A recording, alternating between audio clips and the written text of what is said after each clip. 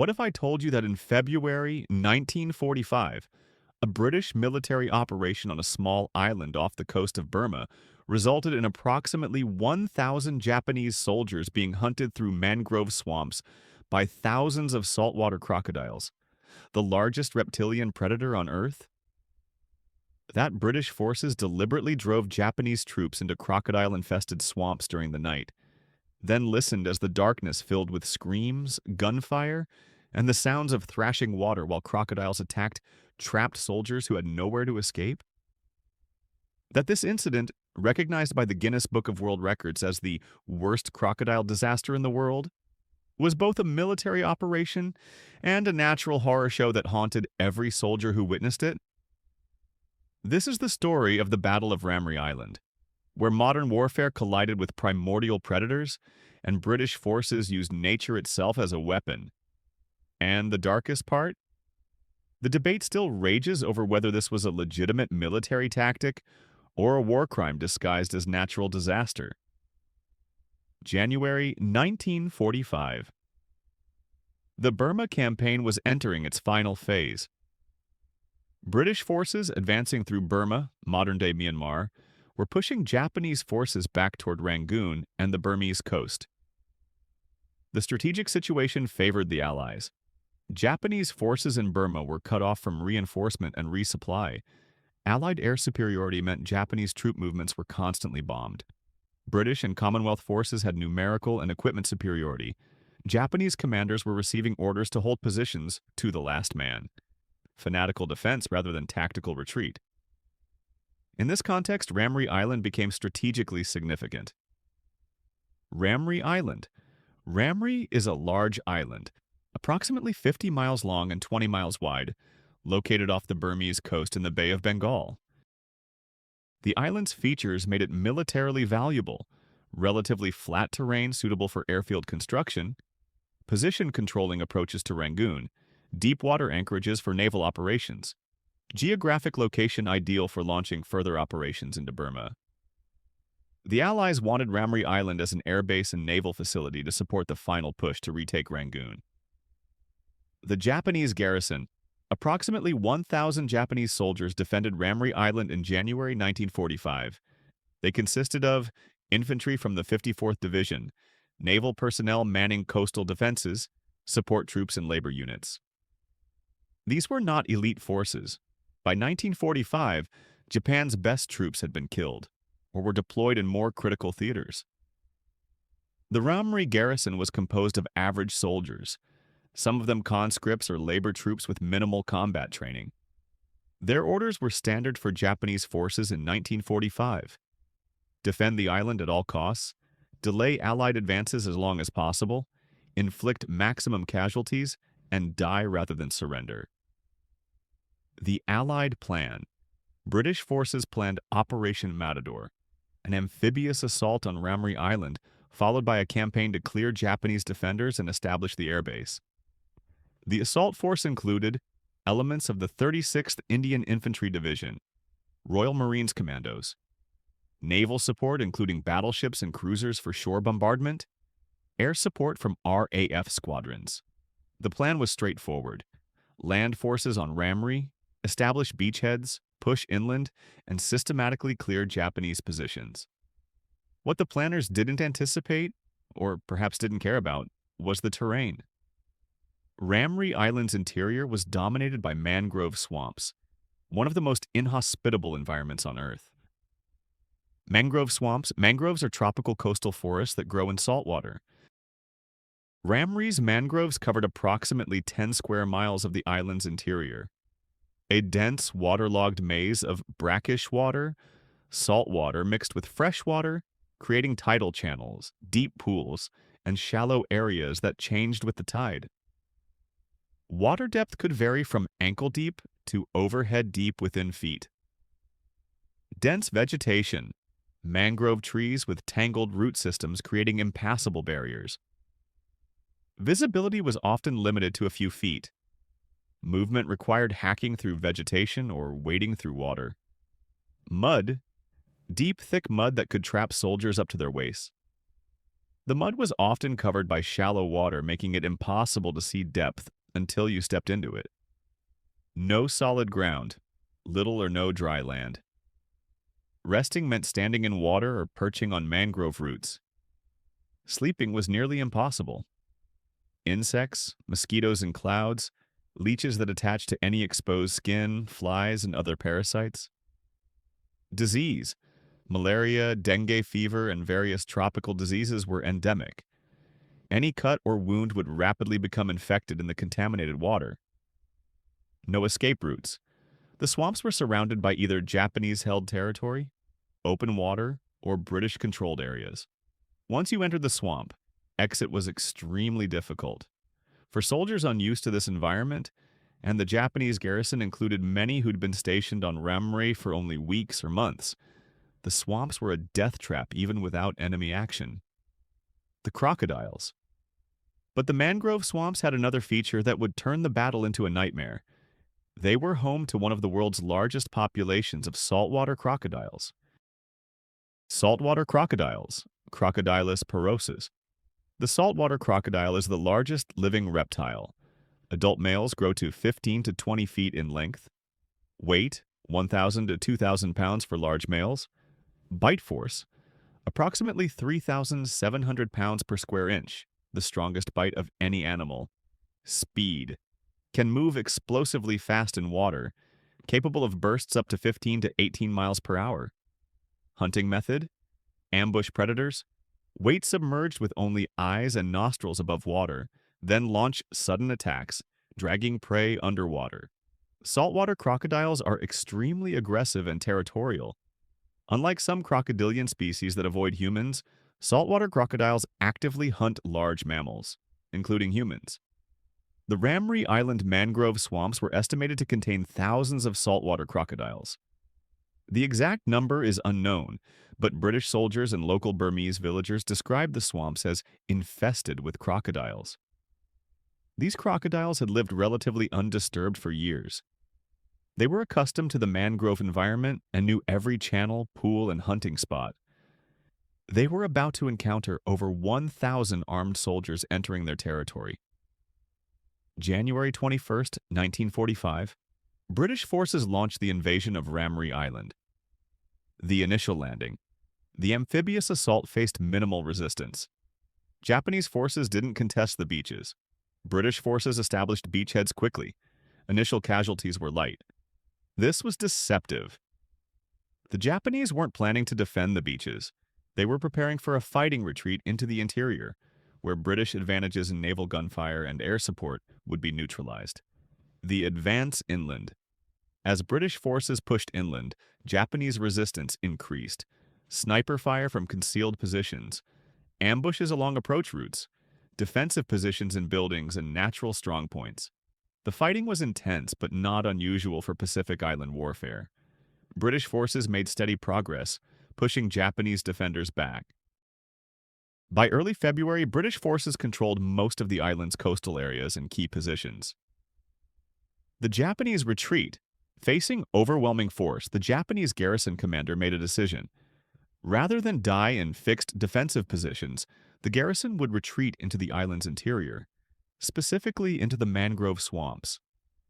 The plan, as understood from later interrogations of survivors, was use the swamps as cover to evade British forces, regroup in the swamp's interior, either conduct guerrilla operations or attempt to evacuate to the Burmese mainland via small boats. This plan made tactical sense from the Japanese perspective. British forces wouldn't want to pursue them into the swamps. The terrain favored defenders who knew it. It avoided encirclement and annihilation in the open. It extended Japanese resistance, fulfilling orders to delay Allied advances. What the plan didn't account for was the crocodiles. February 19th, 1945, approximately 1,000 Japanese soldiers, the remnants of the garrison, withdrew into the mangrove swamps during the night. They carried rifles and ammunition, minimal food and water, no adequate maps of the swamp terrain, orders to continue resisting British forces rather than pursuing them immediately into the swamps, established positions surrounding the swamp perimeters. The British plan was to wait. Let the Japanese exhaust themselves in the swamps. Let disease, exposure, and lack of supplies do the work. Then accept their surrender or eliminate stragglers. But nature had other plans. Content warning. This section contains descriptions of animal attacks and extreme violence. What happened next is documented in multiple British military accounts, though the exact details remain disputed. The first night, February 19th to 20th, 1945. As Japanese soldiers entered the mangrove swamps in darkness, they immediately encountered problems. Terrain. The swamps were even worse than anticipated. Soldiers struggled through waist-deep water and mud. Units became separated. Communication was impossible. Progress was measured in feet per hour. Exhaustion. Wading through water and mud while carrying equipment exhausted soldiers rapidly. Within hours, many were too fatigued to continue but had nowhere to rest. Disorientation. In the darkness, under the mangrove canopy, navigation was impossible. Units wandered in circles. Some soldiers became separated and lost. Then the attacks began. The crocodile response. The entry of 1,000 armed men into the swamps triggered a response from the crocodile population. Saltwater crocodiles are territorial and aggressive. The sudden intrusion of hundreds of potential prey animals, from the crocodile's perspective, into their hunting grounds triggered feeding behavior on a massive scale. What made the situation catastrophic was the combination of factors. 1. Confined space. The Japanese were trapped in the swamps. They couldn't retreat without encountering British forces, and they couldn't move effectively through the terrain. 2. Vulnerability. Soldiers wading through water were perfect targets for crocodile attacks. Crocodiles could approach submerged, invisible in the murky water, and attack without warning. 3. Numbers. There were thousands of crocodiles and they were coordinating in the way pack predators do.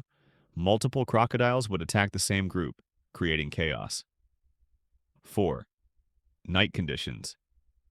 In darkness, soldiers couldn't see attacks coming.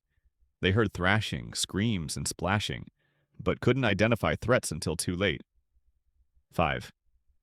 Helplessness. Standard infantry weapons were nearly useless. Rifles could kill crocodiles if you hit vital areas, but crocodiles submerge when threatened, making them hard to target.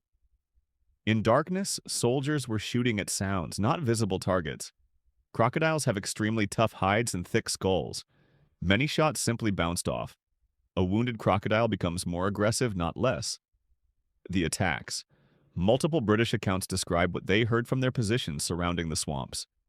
Bruce Stanley Wright, a British naturalist serving with the forces, later wrote, "That night was the most horrible that any member of the ML motor launch crews ever experienced. The scattered rifle shots in the pitch-black swamp, punctured by the screams of wounded men crushed in the jaws of huge reptiles, and the blurred, worrying sound of spinning crocodiles made a cacophony of hell that has rarely been duplicated on Earth. At dawn, the vultures arrived to clean up what the crocodiles had left. Of about 1,000 Japanese soldiers that entered the swamps of Ramree, only about 20 were found alive."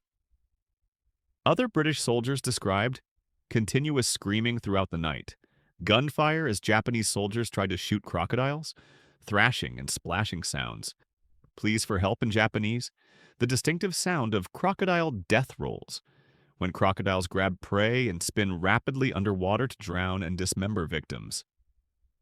The Japanese experience. From interrogation of the few survivors, a picture emerged. Japanese soldiers, exhausted and disoriented, tried to rest by standing in shallow water or perching on mangrove roots. Crocodiles would attack suddenly, grabbing a soldier's leg or torso and dragging them underwater before anyone could react. Other soldiers would try to help, firing into the water but usually hitting nothing or hitting the victim. As soldiers died, panic spread. Units broke apart. Men ran blindly through the swamps, often straight into deeper water where more crocodiles waited. Some soldiers tried to climb trees but couldn't hold on while exhausted and fell back into the water. Others formed defensive circles, but standing in water offered no real defense against predators attacking from below. February 20th to 25th, 1945. Over the following days, British forces maintained their positions surrounding the swamps, while the nightmare inside continued. Some Japanese soldiers attempted to break out of the swamps. They were either captured by British forces or shot when they refused to surrender. Most were in terrible condition, wounded, diseased, traumatized. Many had visible crocodile injuries, missing limbs, massive bite wounds. Partially eaten British patrols entering the edges of the swamps found bodies floating in the water, partially consumed. Pieces of bodies, limbs, torsos, scattered through the swamps. Equipment and weapons abandoned. Evidence of desperate last stands. Groups of bodies clustered where soldiers had tried to defend themselves. The survivors. Of approximately 1,000 Japanese soldiers who entered the swamps, only about 20 survived to be captured. The survivors were physically broken, wounded, diseased, near death from exposure, psychologically destroyed. Many displayed symptoms we'd now call severe PTSD, mostly men who'd found solid ground quickly or who'd stayed in shallower areas near the swamp edges. Interrogations revealed that many survivors had witnessed their comrades being taken by crocodiles, but were too exhausted or traumatized to provide detailed accounts. The British reaction. British soldiers who witnessed the aftermath were deeply disturbed. Some felt the Japanese had gotten what they deserved, retribution for Japanese atrocities throughout the Pacific War. Others were horrified. This went beyond warfare into something primordial and terrible. Some questioned whether British commanders should have allowed it to happen, whether surrounding the swamps and essentially trapping Japanese soldiers to be killed by crocodiles constituted a war crime. The official record. British military reports documented the operation but minimized the crocodile element. Official casualty figures were vague. The role of crocodiles was mentioned but not emphasized. Reports focused on the successful capture of Ramree Island, not on how Japanese casualties occurred. This created ambiguity that persists to this day. The Battle of Ramree Island remains controversial for several reasons. Question 1. How many were killed by crocodiles? This is hotly debated. High estimates. Bruce Stanley Wright's account claims approximately 900 to 980 of 1,000 Japanese soldiers were killed by crocodiles. Low estimates. Some historians argue only 100 to 200 were killed by crocodiles, with the rest dying from combat, disease, drowning, or starvation. The evidence problem. British forces didn't recover most bodies. They were in inaccessible swamp areas. Japanese records from this period are incomplete. Crocodiles consumed bodies, eliminating physical evidence. Survivor accounts are limited and traumatized witnesses may not be reliable. Most modern historians accept that crocodiles killed a significant number, several hundred, but question Wright's claim that 90% plus of casualties were from crocodile attacks. Question 2. Did British forces deliberately use crocodiles as weapons? This is the most controversial question. Arguments they did. British forces surrounded the swamps, cutting off escape routes. They knew the swamps were crocodile-infested. They didn't attempt to offer surrender terms before the Japanese retreat. They waited days while Japanese soldiers were being killed in the swamps rather than pursuing arguments they didn't. British forces didn't force Japanese soldiers into the swamps. The Japanese retreated voluntarily. Pursuing into the swamps would have cost British casualties. Standard military practice was to contain enemy forces and let attrition work. Using natural hazards isn't the same as deliberately weaponizing animals. The truth is probably somewhere between. British forces didn't specifically plan to have crocodiles kill Japanese soldiers, but once they realized what was happening, they made a calculated decision not to intervene. Question 3. Was this a war crime? This depends on interpretation. Arguments it was. Knowingly allowing enemy soldiers to be killed by animals rather than offering surrender terms violates humanitarian principles. Surrounding the swamps essentially created a trap where death was inevitable. The suffering inflicted, being eaten alive, violates prohibitions on cruel treatment. Arguments it wasn't. Japanese soldiers retreated voluntarily into the swamps. British forces had no obligation to protect enemy soldiers from natural hazards. The Japanese refused surrender offers before and during the operation. Military necessity justified containing enemy forces. No formal war crimes charges were ever filed related to Ramree Island. Question 4. Why does this story persist? The Ramree Island crocodile story has taken on legendary status, often exaggerated in retellings. Why? 1. It's horrifying. Humans have primal fear of being eaten by predators. Stories about crocodile attacks tap into deep psychological terror. 2. It's unusual. Most World War II stories involve human-on-human violence. Animal attacks on this scale are unique. 3. It challenges narratives.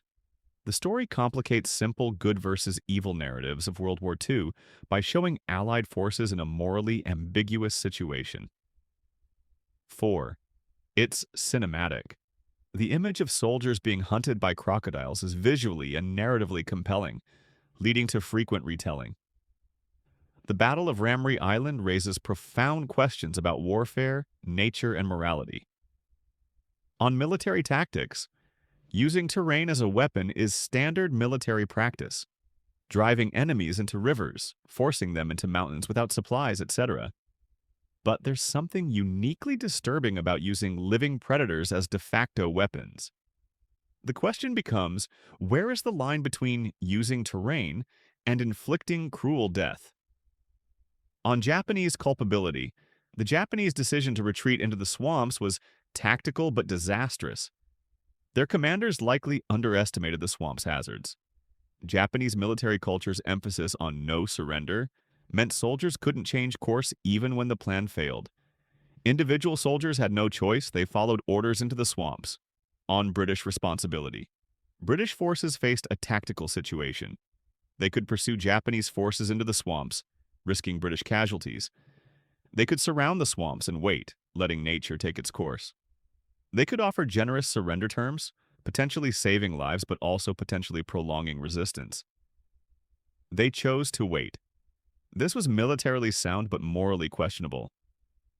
On nature's role, the crocodiles were simply predators responding to the sudden availability of prey in their territory. They had no moral agency. They were animals behaving as animals do. But humans who deliberately create situations where animals will kill other humans bear moral responsibility for those deaths. On historical memory, the Ramree story persists because it challenges comfortable narratives. Allied forces weren't always the good guys in every situation. War creates moral ambiguity even for justified causes. Nature is indifferent to human conflicts and will exploit any opportunity. Today, Ramree Island is a quiet place. The mangrove swamps remain, still inhabited by saltwater crocodiles. There's no memorial to the Japanese soldiers who died there, no monument marking what happened in February 1945. Local Burmese fishermen still tell stories about the Night of Screaming, when spirits of dead Japanese soldiers supposedly haunt the swamps. Whether these are actual folk traditions or later inventions is unclear. The crocodile population remains significant, though modern development has reduced their habitat. The Battle of Ramree Island asks an uncomfortable question. When does warfare cross from legitimate military action into something monstrous? British forces didn't pull triggers on those 900 or so Japanese soldiers who died in the swamps. They didn't order the crocodiles to attack. They didn't force anyone into the swamps, but they knew what would happen. They surrounded the swamps. They waited. They listened to the screams. And they did nothing. Was this military necessity or moral failure? The answer probably depends on where you stand. Whether you prioritize reducing British casualties, which pursuing into the swamps would have caused, or whether you believe there's an obligation to prevent unnecessary suffering even to enemies. There's a photograph from Ramree Island taken after the battle. It shows British soldiers standing at the edge of a mangrove swamp, looking into the dense vegetation and water. You can't see anything in the swamp, just shadows, water, and trees. But you know what's in there. Bodies, weapons, equipment, and crocodiles. The photograph is ordinary, just soldiers looking at a swamp, but knowing the context makes it haunting. Those soldiers are looking at a place where modern warfare met primordial nature, and the result was a horror that neither side had anticipated or could control. They were the victors. They'd secured the island. They'd achieved their military objective. But what they'd witnessed, what they'd allowed to happen, stayed with many of them for the rest of their lives. If this story disturbed you, if it made you think about the moral boundaries of warfare, about nature's indifference to human conflict, about the unintended horrors that war creates, hit that subscribe button. The Battle of Ramree Island isn't a simple story of good versus evil. It's a story of men driven into a swamp by military necessity, hunted by predators who didn't care about the war, and left to die by enemies who made a calculated decision not to intervene. It's a story that challenges our comfortable narratives about World War II, and maybe that's why it persists. Because the truth that war creates situations where there are no good choices, only degrees of terrible, is harder to accept than simple heroes and villains. The crocodiles didn't care who won the war.